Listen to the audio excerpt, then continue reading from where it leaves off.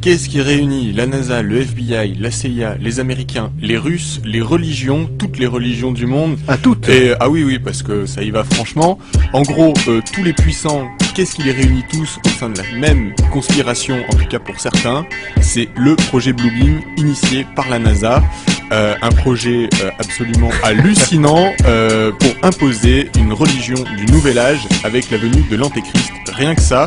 Alors, le projet Bluebeam, quand même, a des bases scientifiques réelles, en tout cas des bases qui existent et qui sont avérées, puisque de nombreux scientifiques se sont aperçus, effectivement, qu'on avait par des micro-ondes ou par d'autres moyens modernes la possibilité d'influencer des personnes, un petit peu comme quelqu'un qui ferait de la télépathie serait capable d'influencer une personne. Donc on serait capable de rentrer dans le cerveau des gens pour leur véhiculer des messages directement, comme s'ils avaient une petite voix à l'intérieur qui leur soufflait. Alors à ça, évidemment, plusieurs expériences, plusieurs scientifiques qui se sont penchés sur la question. Alors il y a eu des chercheurs, des psychologues. Ça a réellement commencé en 1974, ces études-là. Et par exemple, pour un chercheur qui a quand même été prix Nobel, il a effectué des expériences, une série d'expériences qui démontraient qu'on pouvait entendre et comprendre des messages transmis dans une cabine d'isolation par un audiogramme à pulsion micro-ondes, grosso modo qu'on était capable, un petit peu comme une radio est capable de recevoir des ondes et les transformer en voix, l'être humain, son cerveau était peut-être capable de faire la même chose. Et de là, évidemment, des tonnes de gens ont commencé à dire oui, si on est capable de faire ça, imaginez les manipulations que les puissants seraient capables de nous faire subir. Le projet Bluebeam, initié par la NASA, en fait, doit se dérouler en 4 phases.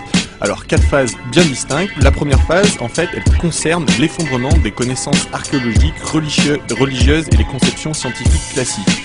En fait, il faut que des nouvelles découvertes démontrent que l'erreur fondamentale des doctrines traditionnelles est réelle et que cette falsification de l'information a pour but de convaincre tous les peuples que les enseignements religieux ont été mal interprétés ou détournés depuis d'il y a siècles.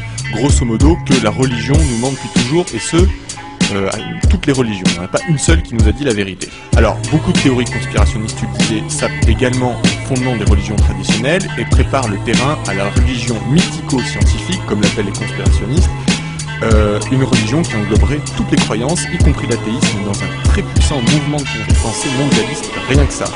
Alors, cette phase consiste à tirer violemment de certaines illusions les populations, de leur faire perdre pied, et de leur offrir la seule vraie religion qui réconcilie, soulage et apaise tout le monde. Alors, il s'agirait d'une religion unitaire, avec toutes les disciplines et tous les courants de pensée réunis, qui serait l'équivalent de l'idée de science de la Grèce antique, sauf que, à la différence de la science de la Grèce antique, elle n'émergerait pas naturellement d'un contexte culturel, mais serait artificiellement implantée ou imposée après une profonde déstabilisation psychique des populations. Donc voilà, on les influencerait pour, en gros, les amener à la pensée unique de la religion, des dogmes et des sciences. C'est pour la première phase. La deuxième phase du projet Bluebeam concernerait une gigantesque mise en scène spatiale, rien que ça, où des hologrammes optiques et sonores en 3 dimensions et des projections laser d'images holographiques en divers endroits du monde seraient diffusées. Alors chacun recevrait une image en accord avec la foi dominante de son pays, et la nouvelle voix de Dieu parlerait toutes les langues, chacun l'entendrait clairement avec les sons et les mots que son conditionnement religieux et culturel lui ont inculqué. Ah, c'est magnifique. Alors concrètement, ça veut dire que pour chaque continent, il y aurait une espèce d'hologramme gigantesque dans le ciel qui représenterait le dieu dominant, et il s'adresserait donc au pays en question avec la langue la plus répandue. Ah ouais, c'est magnifique. Voilà. Alors, ce show spatial, donc c'est-à-dire cette projection d'images holographiques dans le ciel, génial, sera utilisé pour simuler la fin des temps parmi les nations. Alors, les peuples en seront évidemment témoins, et seront témoins de scènes représentant des prophéties ou des événements que chacun a eu le désir de vérifier. Alors, ces images, musiques et sons seront projetés depuis un vaste réseau de satellites qui serait, alors c'est très précis, je ne sais pas d'où ils sortent leurs infos, c'est très intéressant, qui serait approximativement à une centaine de kilomètres au-dessus de la Terre. Donc ils sont déjà en place, les satellites, faut le savoir. Le but de ces représentations scéniques, de faire apparaître aux yeux du monde un nouveau Christ, le nouveau Messie qui s'appellerait Maitreya, dont parlent d'ailleurs les sutras bouddhistes. Mais attends, mais ce qui est fou, c'est que bon, on est dans le cadre d'une conspiration. Donc en général, les conspirations, c'est quand même assez secret, assez flou. Alors les gens qui y croient, les conspirationnistes, ont des éléments épars, mais là c'est quand même très très précis. On sait à peu près tout. On sait comment ça va se passer. Vous allez connaître la fin de l'humanité telle qu'on la connaît aujourd'hui à travers cette conspiration. Alors le projet Bluebeam disposerait d'un stratagème si perfectionné qu'il plongera un nombre inconsidérable de personnes dans un état de ravissement quasi extatique et les ferait rentrer dans une réalité de substitution. Alors le projet Bluebeam, donc cette venue du Messie, prétendra être l'accomplissement des anciennes prophéties que tout le monde attend depuis plus de 2000 ans. Il se fera sur fond de cinémascope céleste, traduisant en simultané un message d'amour dans toutes les langues et dialectes de la planète. Alors, avec cette animation virtuelle et le son provenant de la profondeur même de l'espace, les fidèles de diverses croyances fortement impressionnés évidemment seraient témoins du retour de leur sauveur comme d'une réalité vivante. Ensuite, les projections de Jésus, Mahomet, Bouddha, Krishna, enfin toutes les divinités se fondront en une seule figure. Donc on aurait comme ça une espèce de morphing dans le ciel de tous les prophètes que les religions connaissent pour former une divinité unique qui serait l'antéchrist et qui expliquera que toutes les écritures sacrées ont été mal interprétées et incomprises et que les vieilles religions sont responsables d'avoir dressé l'homme contre l'homme. Bref, cette grande mystification aura pour effet de générer un désordre social, politique, culturel et religieux et de créer la divinité unique, l'antéchrist de la NASA. Ah oui, non, parce que donc ça serait un antéchrist, hein, c'est le terme... C'est le terme officiel. D'accord. Voilà.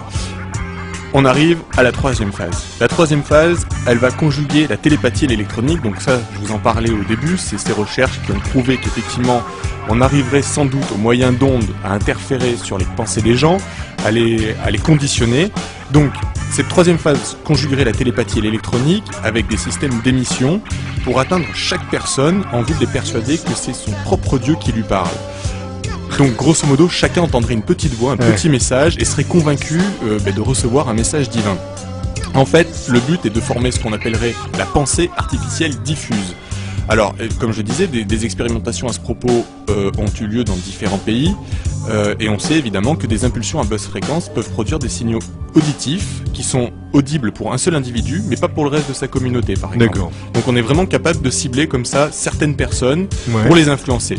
Et là, on arrive à la quatrième phase. Alors la quatrième phase, ça serait un concentré de manifestations surnaturelles. Alors il y aurait 3 leurres différents. Le premier leurre, ça serait une invasion extraterrestre qui surviendrait au-dessus de chaque ville, au-dessus de chaque grande ville du monde. C'est brillant comme... C'est brillant, ça réunit tout. Invasion extraterrestre au-dessus de chaque grande ville du monde.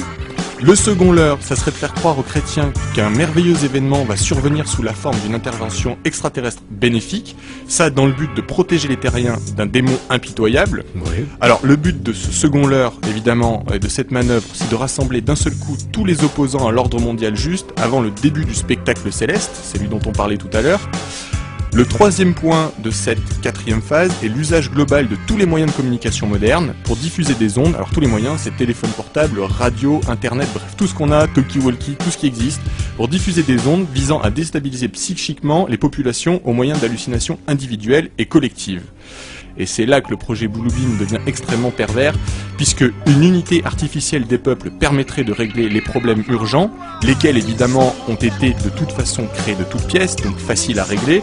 Et donc, on arrive là à la fin du projet Bluebeam qui a pour conclusion qu'après la nuit des 1000 étoiles, c'est comme ça que l'appellent les conspirationnistes, et à la suite de tous les bouleversements mondiaux, que la population mondiale soit prête à accueillir un nouveau messie en chair et en os, un cyber Rockefeller comme ils l'appellent, faussement extranéen, puisqu'en fait il ne serait pas extraterrestre du tout, d'accord, et qu'on suppliera de rétablir l'ordre et la paix à n'importe quel prix, mais surtout évidemment au prix de notre liberté individuelle.